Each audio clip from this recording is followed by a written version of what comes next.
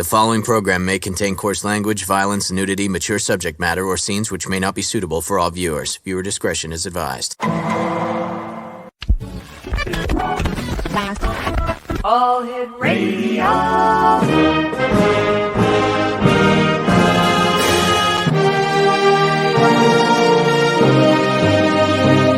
Welcome to the X Zone, a place where fact is fiction and fiction is reality. Now, here's your host, Rob McConnell.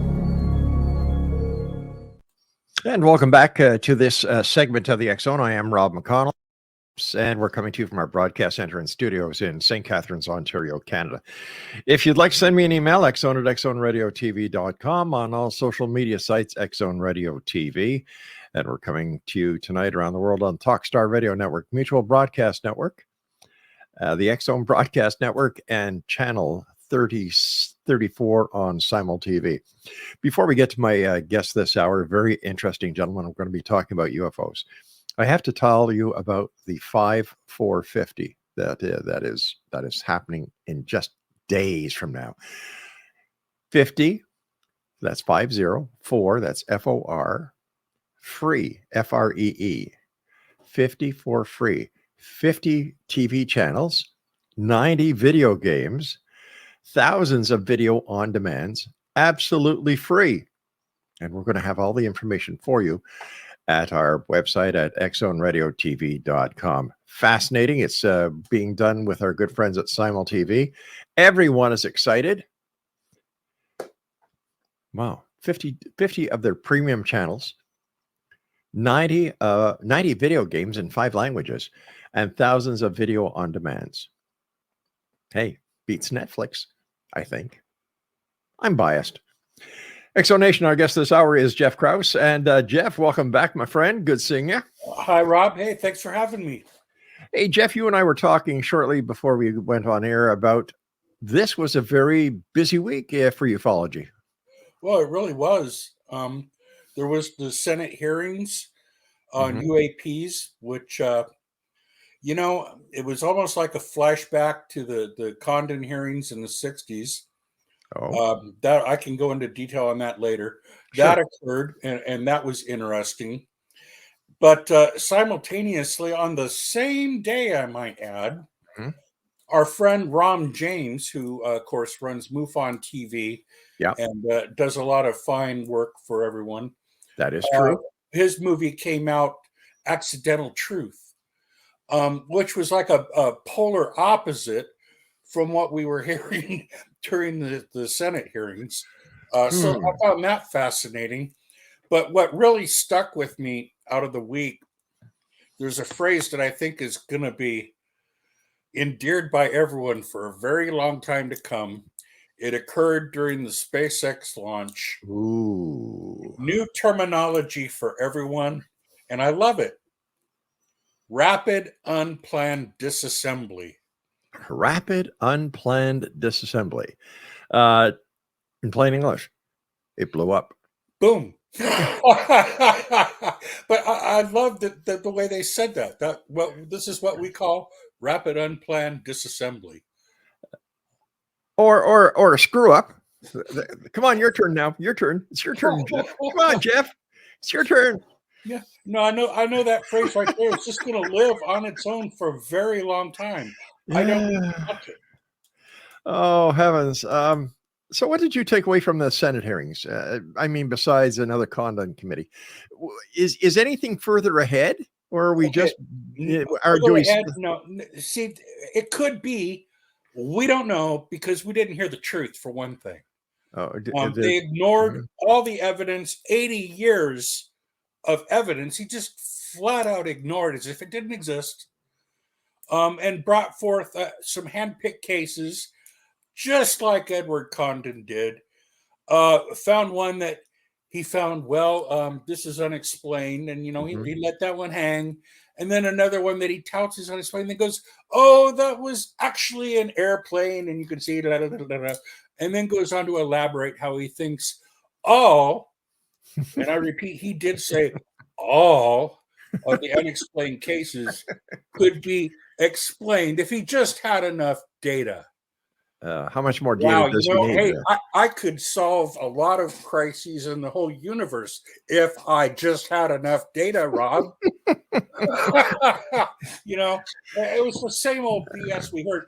And they even had to say that there was over 600 cases, some 650 cases that they just couldn't explain, even though they went through the best scientific minds in their team. And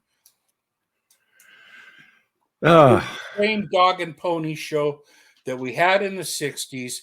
And those poor Congress people think that they were getting the gospel from someone who knew what the hell was going on, and they just got sent to the screens. I mean, only watch it in 20-minute increments. I literally had to pause it and go blow off steam and yell.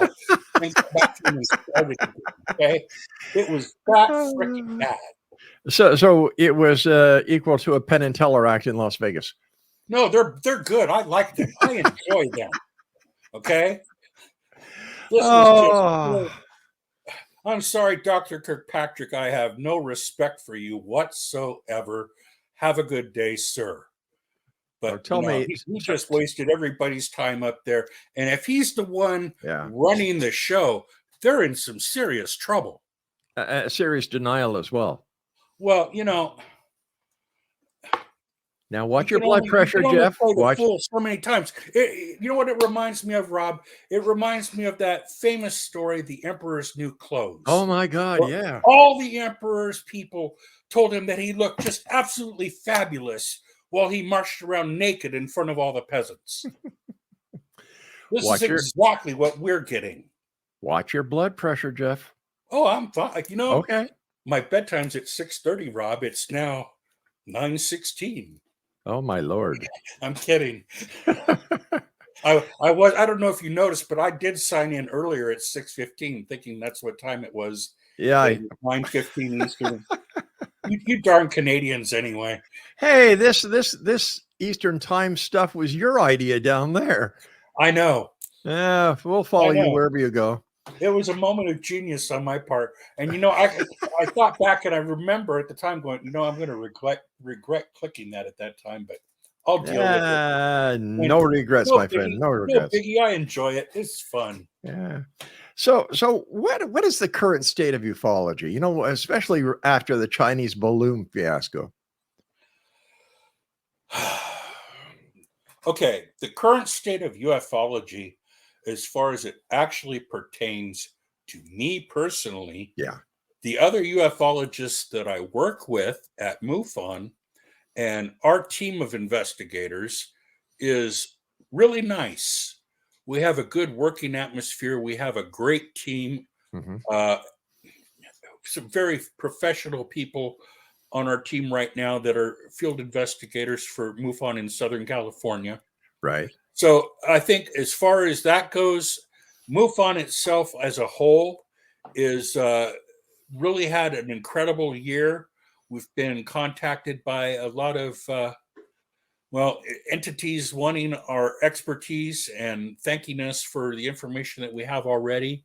We've been getting a lot of credit. In fact, I got to say the best part of that hearing in the Senate last week was hearing MUFON get thanked and credit real quick. Well, that's well deserved, yeah. Fast, but hey, there it was, recognition. So I thought that was something right there. And obviously the atmosphere has changed dramatically from when we were younger.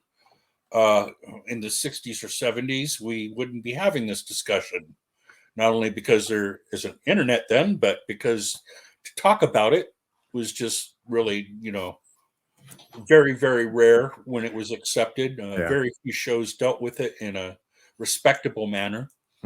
And even now, I can remember the last show I was on. I did an interview for someone a few months ago, and it was a great interview. When it played, though, there was X-Files music in the background. Oh, you're kidding. And I just, I understand that, it's the X-Files music. Come on, man. But still, that aspect of throwing that in there with the serious subject still, I don't know if they had to do that for production value. Maybe they did, but I tend to take the subject very seriously. Right. When I'm on the serious side of it and the scientific investigation and promoting, the factual aspect of what's going on, not the fantasy stories that a lot of people promote online and YouTube and things like that. I've found that the real stuff is weirder than the made up stuff anyway.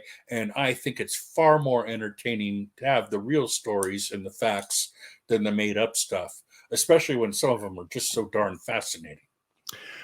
Why are the UFOs here, in your opinion? Okay. Take a sampling of the freeway near you, Rob. Okay. At rush hour. Yep. What are those people doing on that section of freeway? Communicating, going back and forth from the office to home They to all the office. all have the same agenda? No. Okay. And they're not all coming from the same building, are they? No. Yeah. I think that applies to here too. I don't think we have just the same people coming. I don't think every UFO that you see came from far away. I think the mothership that brought the little UFO here came from far away at some point. Perhaps there's base or bases, implications, and from what we have heard, there are a few bases. Logically, I would think they would be undersea because, hey, most of the planet is water, and if you want to hide something, there's your haystack to stick the needle in right there. Exactly, yeah. And if you can handle atmosphere and space, you can handle underwater, I'm sure, just as easy. And to back up my point, many reports of UFOs entering water at speed and not even displacing the water, making a splash or anything, and keeping up speed underwater without any, friction from the water or the laws that normal craft in the water obey. Yeah. So, there's that technological aspect of it. And many reports of it, I can't just say 1 or 10 or 100. No, there's thousands of reports of that same instance. So perhaps there are undersea bases. Perhaps they've been here for a very, very long time. We have lots of records from civilizations stating that they interacted with people from the sky who taught them agriculture, farming, different skills to better themselves. Did they just make that up? I doubt it. I think they probably had a good reason for repeating these stories. So, and you can't say where they came from. I wouldn't say any of them came from one place. We might possibly have a group of people studying us. Okay, we don't know. Yeah. This is speculation. We have enough evidence to speculate about things like that and not sound like we're totally off our rocker. It's pretty much a given now that we're not alone in the universe. That is understandable. Of course, someone would have been burned at the stake a couple hundred years ago for even stating that, or that the Earth was not the center of the whole darn universe. We know better now. We know the universe is, we've barely scratched a dent in understanding it or knowing how vast it is, who our neighbors might be. We don't even know who our neighbors might be in our same solar system, let alone in the Milky Way galaxy. Our galaxy might be full of solar systems that have life. Who knows at this point? Yeah, it's a very good guess that I would mathematically, were I betting on it in Vegas, I would bet high on that one, let me tell you. All right, stand by, Jeff. You and I have to take our first break. X Zone Nation, Jeff KRAUSE is our special guest this hour. He's the state section director for MUFON TriCounty. And we'll be back on the other side as we continue sharing the world of the view of ufology from the eyes of Jeff KRAUSE right here on the X Zone. Don't go away.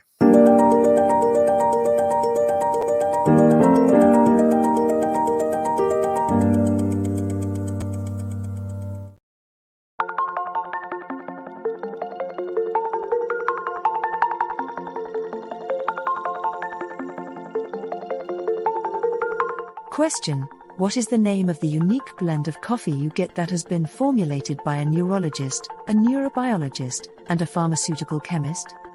Answer: you get Beautiful Mind coffee, a unique coffee blend that tastes great and has herbal ingredients that your brain will love, and it is not just coffee, it's brainalicious.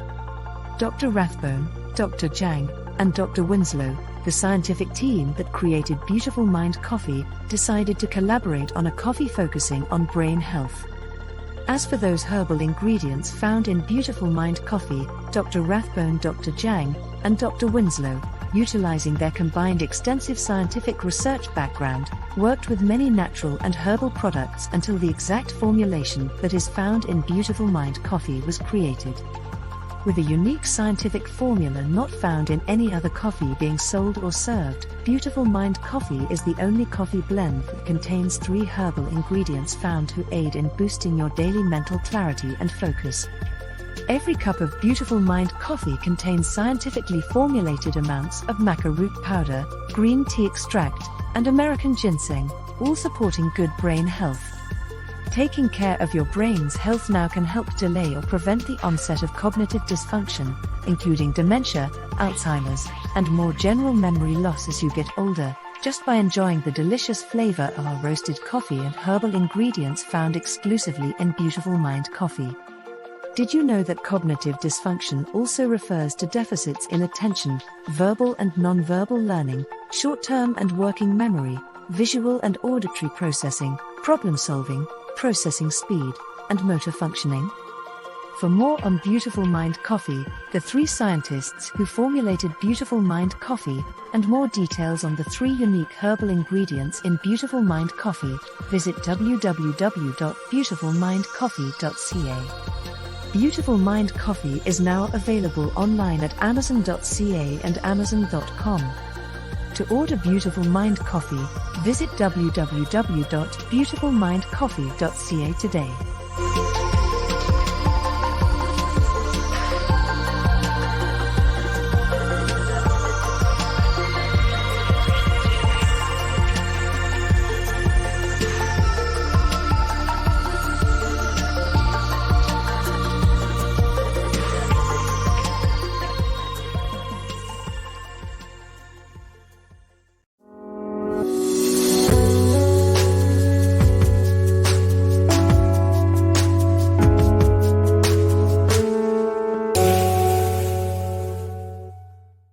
Welcome back, everyone. Jeff Krause is our guest. He is the state section director for MUFON. That's the Mutual UFO Network in TriCounty.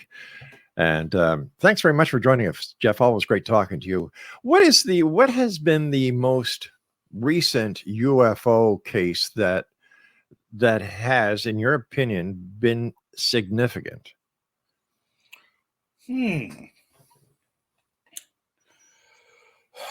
That's a very good question, Rob.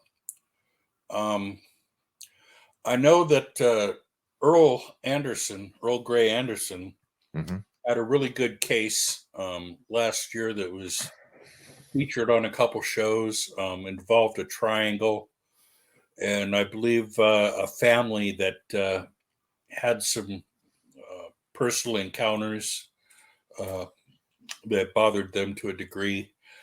And I think that was probably one of the better cases that MUFON had during the pandemic time. Interestingly enough, the last maybe 5 months or so, the reports have really slowed down here in Southern California. Any idea why? Yeah, I attribute that completely to the fact that we haven't been able to see the sky as much. Really? We had an unusually active rain season here. And this area pretty much of Southern California got an atmospheric river over it from maybe mid-December on until just a couple weeks ago. So the number of reports did drop off dramatically through the winter season for us. They've just started picking up again now that the weather is getting better and people have been outside. And of course, the launches from Vandenberg are always a big thing for people to report on. I myself saw the launch of the Minuteman missile like 3 mornings ago. I was out walking my dog at 5:15 in the morning or so, And apparently it launched from Vandenberg at 5:11. So when I all of a sudden look up with my dog, and where I walk is Profumo Canyon, it's pitch black. We're in a very rural area. So I could see the stars and everything very well. And all of a sudden I saw what looked like a isosceles triangle-shaped object that was bright red. And of course, red is an unusual sign. I see a lot of launches, and usually the rocket trail looks orangish or whitish. And it's also usually I see it in a different area of the sky than where this was. Now, this is the trick at night, and this is where I think a lot of people are fooled by things they see. What caught my eye and looked like a shaped object that was glowing red was an outgassing. The second stage had already separated, and what I was seeing was that stage outgassing and still burning. And then I saw something else kind of behind it, like blinking reddish a couple times, which were, of course, outgassing and thrust from the other thing. Right. And then I saw an actual rocket trail leaving off going the other way.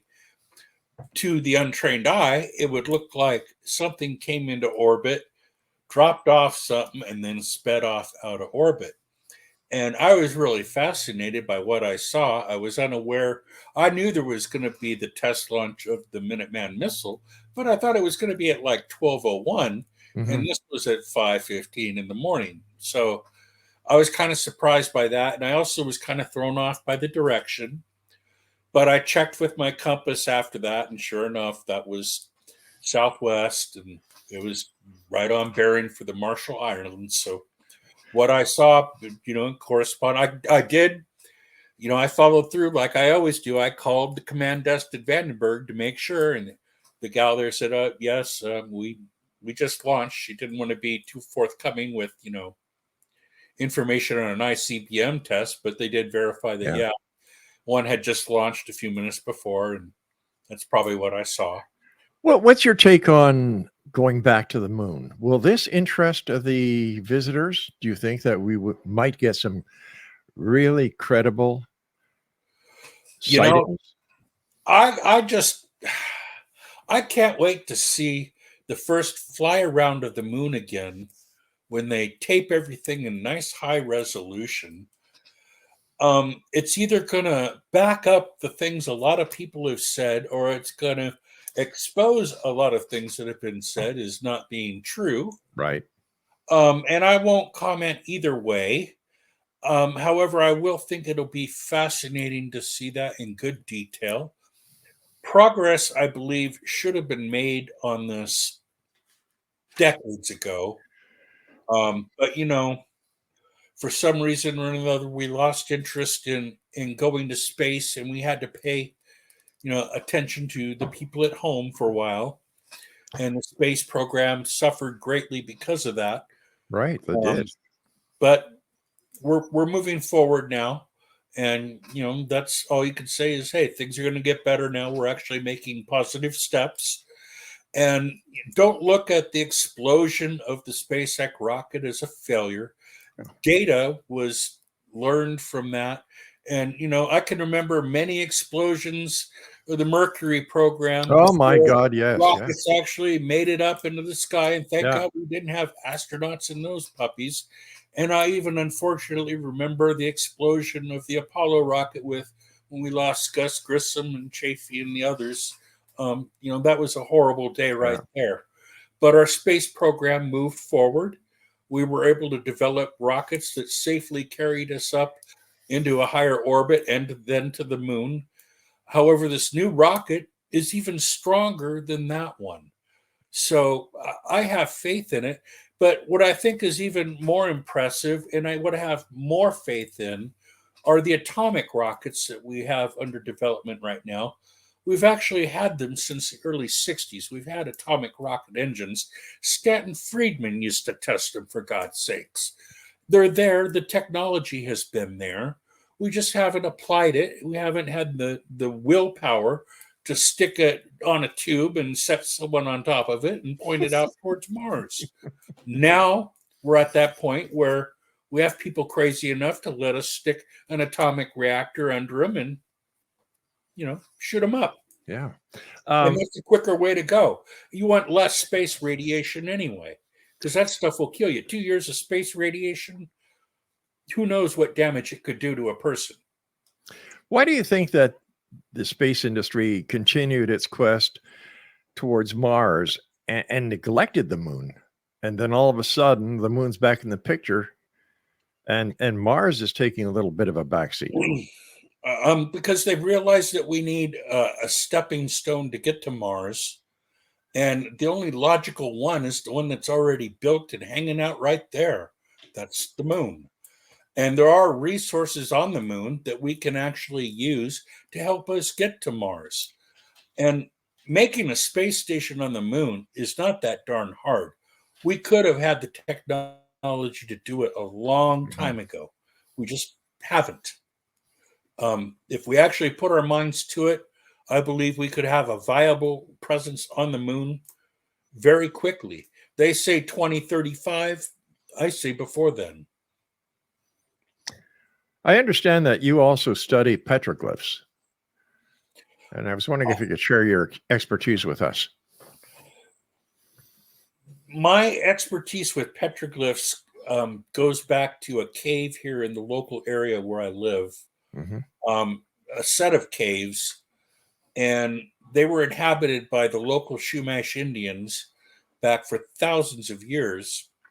When I first moved up here in this area in 1986, access to this area was real easy. You could drive out to the wilderness area there through different farm roads, and there was a campground right near the area where these caves are. It had running water even, and big burnout fireplace with the fire pits. You could have fires and stuff. And Cub Scouts used to go there for their campouts. So it was a well-known campground and a decent area. However, people ruined it by shooting up their guns and riding their motocross vehicles all over farmers' lands. However, these caves were fascinating. They were in a V-shaped valley that was shaded heavily by oak trees. It was a shale and I want to say lava type rock. I know there was like tar and what the Chumash used to call pismu. That's where Pismo Beach got the name from the stuff seeping out of the rocks. They called the pismu, which is basically a tar secretion from heavy underground oil deposits and stuff. So that area, I think, is pretty fascinating itself. But inside these caves, they left behind some drawings and pictographs, which detail, first of all, they have the spiral, which is typical in a lot of different pictographs throughout different regions in different countries, and is said to represent portals. They had a couple of big-headed beings. Now I'm going to trace the shape of the heads. I remember this on the cave wall. Okay, this would be like the shape of a head, kind of big and down, kind of like an upside-down guitar pick. Right. Like a guitar pick shape. Right. Okay, and then, big eyes in it. They had like stick finger bodies, kind of like the way you draw a 3-year-old would draw it. And then some of the basic, I want to say kachina type drawing, but it wasn't exactly a kachina, but it looked, similar to a kachina type drawing with it. And perhaps I remember maybe there was like some animal figures in there as well. So it was a record of something. And, I totally was thrilled by these pictographs when I saw them and thought I'd always be able to get back there to see them. And sadly enough, the road was closed off, and it's been 30 some odd years since I've been able to get out there. However, I found that now, and I spoke to rangers lately, Earl Grey and I actually, with a film crew, tried to get out to him going from the other side on a forest road, which was, we found out, blocked off and no access to.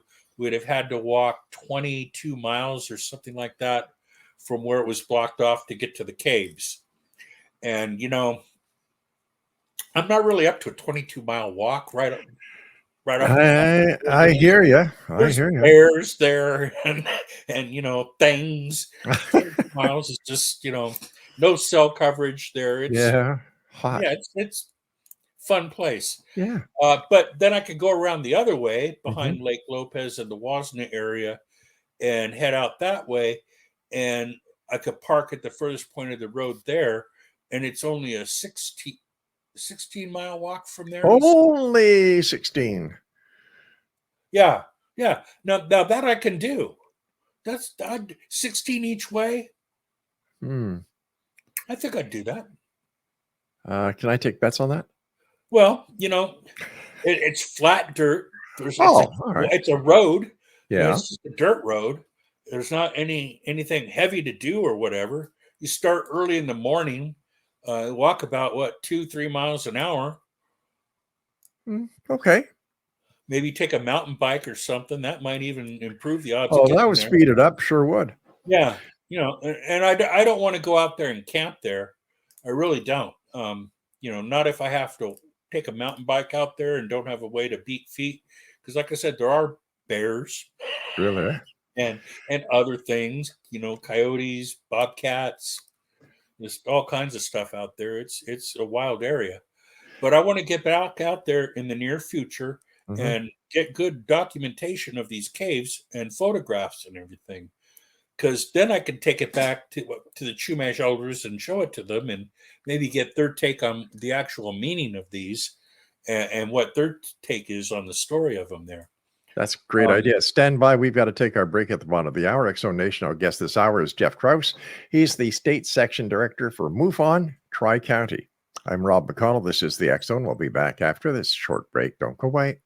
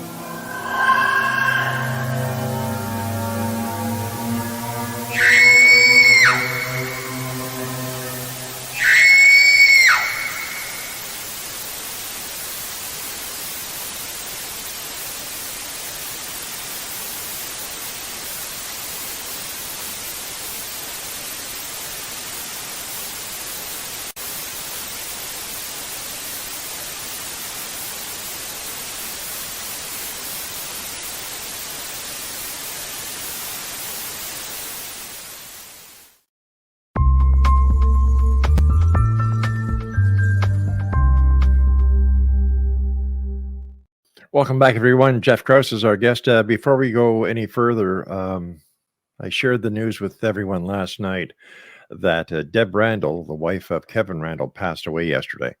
And we're so sorry to hear that. And our thoughts and our love and our prayers are with Kevin and his family at this time. Jeff Krause is my guest. And Jeff, what is your take on Skinwalker Ranch? Well, first of all, I just got the news about Kevin's wife. That's terrible, and my condolences go out to Kevin. I'm really sorry to hear about that, and my heart goes with you, my friend. Skinwalker Ranch, boy, that you can get a chill in your spine if you say that just right. I enjoy the 4th season so far. They're getting some more good data. And what I really enjoy about what they're doing out there is they're using scientific equipment and getting measurements, and they're finding, an anomaly. I'm sorry, Right up. stay with a new set of lips. They're finding an anomaly that they can actually measure and register that's above the ranch and interacting with them. And I find that fascinating. But not only that, their interactions have caused UAPs to appear on camera on numerous occasions.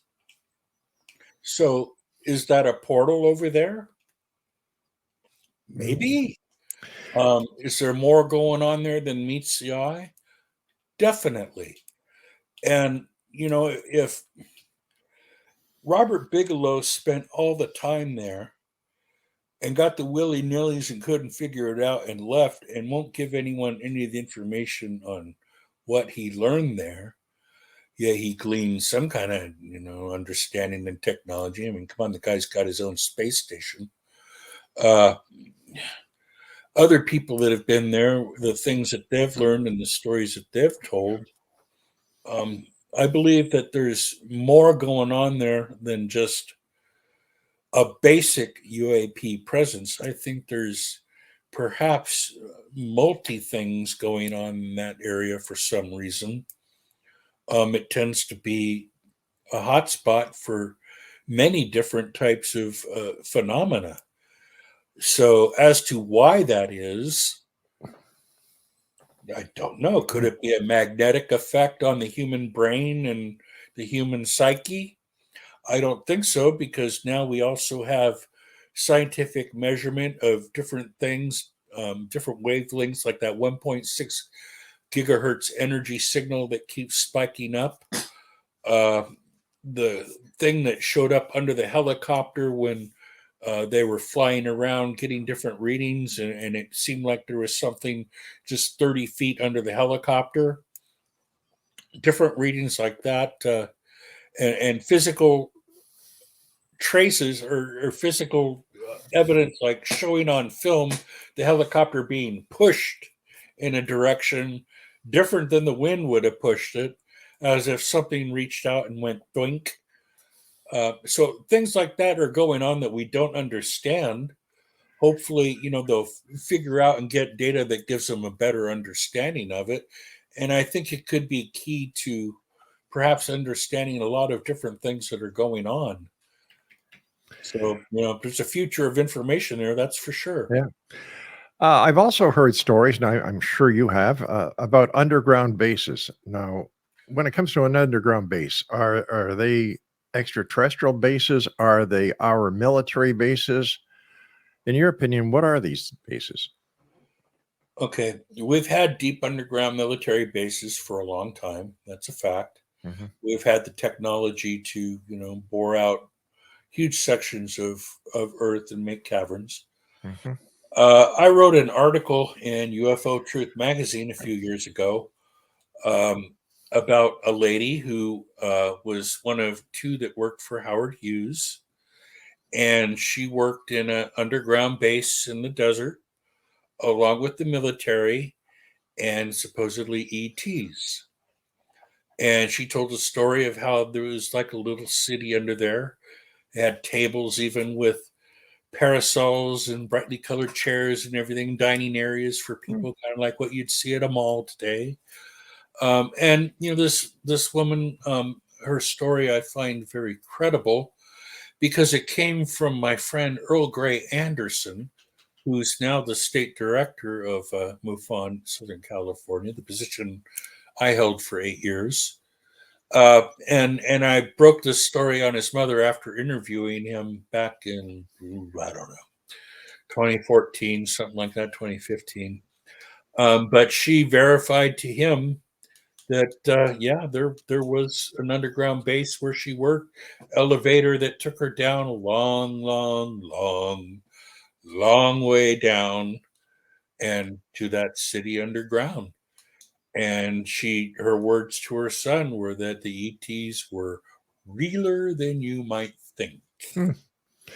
Do other countries around the world, like Russia and I know the United Kingdom does, but countries that are not so well known for ufology, for example, Pakistan, India, and of course Russia, do these all share the same number of UFO reports that the United States does? I would be surprised if they didn't. Yeah. Now, I happen to know personally about India that they have a lot. In fact, I was in the first issue of UFO India magazine. Wow! Yay! Yay. Yeah. No. Hey, you don't have to drop me. My dog didn't like my enthusiasm there. That's funny. My worst critic is my dog. Now, India, of course, had a lot of reports of UFOs. And, they have the history of Vermanas, for gosh sakes.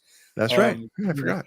Their whole culture is based on interactions with sky beings and things like that. So, yeah, I believe they have a heavy UFO lore there, and they take it much more serious than the rest of the world has. Russia, I've heard some fantastic tales from there, and some of them horrible, some of them horrorful, really, and some of them technologically interesting.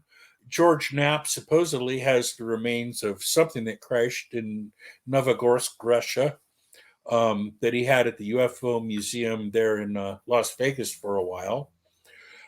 So, yeah, different countries, I'm sure, have different things. We may never hear what China has, or places like Tehran, or the countries that really aren't friendly to anyone. We might know any of the things they have ever. But then again, who knows? Maybe something will happen and they'll need our help, or something will happen and things will be exposed, and we'll find out from one of these older cultures a key piece of information of missing history. Because I'm sure that there is some kind of record of some of these civilizations out there. We can't be totally exempt of information just because the Library of Alexandria burned to the ground. I'm sure there's got to be other records elsewhere. Must be. You and I have to take our final break, my friend. Please stand by. Jeff Krause is our guest, State Section Director, MUFON, TriCounty. This is the X Zone. I'm Rob McConnell, www.xzoneradiotv.com. And for all the shows that we produce, air, that are available to you 7/24, 365 with our compliments, visit xzbn.net. We'll be back as we wrap up this hour. Don't go away.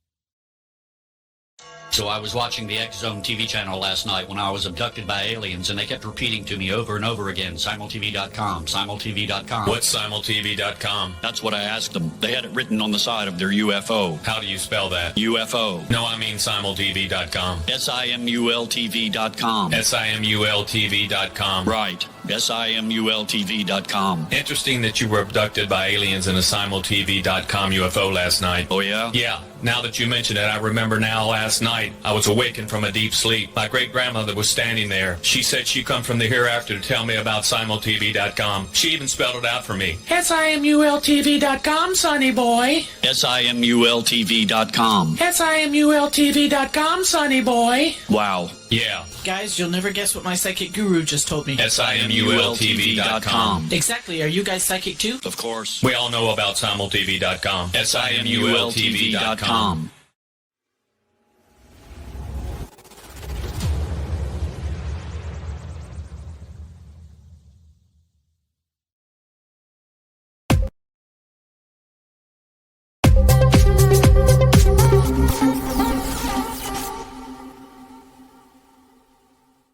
Jeff Krause is our guest. He is the State Section Director, MUFON, for TriCounty, and that's in California.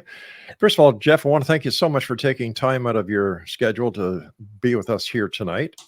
Tell To you, are we any closer to disclosure than we were 10, 15 years ago? Well, I think I think we're way past it. If anyone that doesn't think disclosure already happened has been asleep at the switch. It's been going on for a while now, ever since we started having ancient aliens contacting the desert, Alien Con, big productions like that. History Channel's main shows deal with UFOs now. Mm-hmm. If they're waiting for a formal announcement from someone, I think the hearings in the Senate last week are proof that that's not going to come anytime soon. Why do you think that is? Why do you think the government is suppressing this information, if in fact the information is there? Not all. The government's compartmentalized. Information is on a need-to-know basis. Our secrets are secure to only those who have a need to know. And apparently, the people in control of the biggest secret feel that nobody needs to know. And they've been controlling with an ironclad grip this secret for close to 80 years now. Is it because it's a matter of national security? Well, here's the closest accurate statement I can give you. Okay. We don't know what we don't know. Mm-hmm. True. I would have to say, Dr. Edgar Mitchell dropped a bombshell in Ron James' new film that he saw the proof himself that the Roswell event actually happened. There was the crash, wreckage was recovered, there were bodies, and there was a live alien. But Mitchell wasn't there. No, but he saw the proof of it. He saw the documentation and got briefed on it, apparently, during his career and his time at NASA and in the government. And he finally went on film before he died and stated it as a fact. Well, I find it funny that these people always make these deathbed, statements. Well, he didn't know he was dying. He wasn't even sick. This was really statements he made on film before he died. Oh, gotcha. It's not like he knew he was going and made a deathbed confession. That's not it at all. There have been those that have done. Oh, that. Sure. Yeah. Sure. There have been plenty of people like that saying stuff on the way out. This is not an instance like that at all. And I advise, watch the film. Trust me, it's well worth it to get the movie and watch it. And just to see that part, I wish I could give you. I almost watched it again today just so I could give you the minute mark where he says this, because to see it coming from Dr. Edgar Mitchell's mouth, okay, I take the man at his word. He was a very honorable man, and his reputation speaks for itself, as does the reputation of other people in this film that verify different things as being factual. I hate to do this, Jeff, but I just got the cue from my producer. It's time for us to move on. Thank you so much for joining us, Jeff. Look forward to the next time you meet us back here in the X Zone. Until then, stay safe, my friend. Thank you, Rob. Bye-bye, buddy. X Zone Nation, what a guy. Jeff KRAUSE. He is the MUFON section director for TriCounty. God, that guy has so much great energy. I love talking to him. I'll be back on the other side of the news at 6.5 minutes past the top of the hour as we continue here in the X Zone with yours truly, Rob McConnell, from our broadcast center and studios in St. Catharines, Ontario, Canada. Don't go away.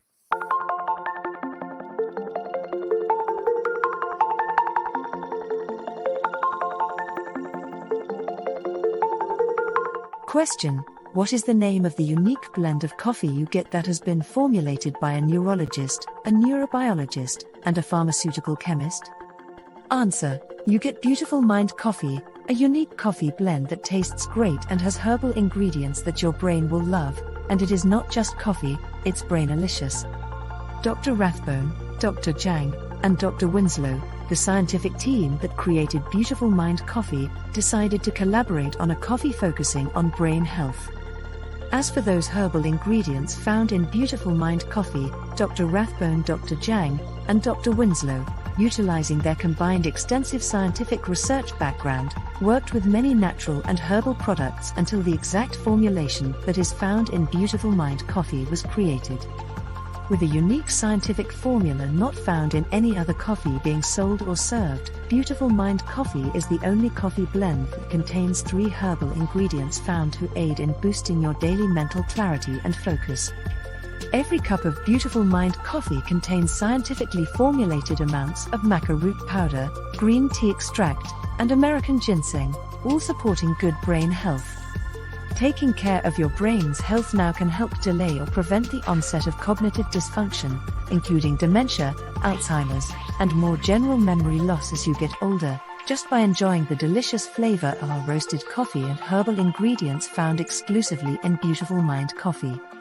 Did you know that cognitive dysfunction also refers to deficits in attention, verbal and non-verbal learning, short-term and working memory, visual and auditory processing, problem-solving, processing speed, and motor functioning? For more on Beautiful Mind Coffee, the 3 scientists who formulated Beautiful Mind Coffee, and more details on the 3 unique herbal ingredients in Beautiful Mind Coffee, visit www.beautifulmindcoffee.ca. Beautiful Mind Coffee is now available online at amazon.ca and amazon.com. To order Beautiful Mind Coffee, visit www.beautifulmindcoffee.ca today.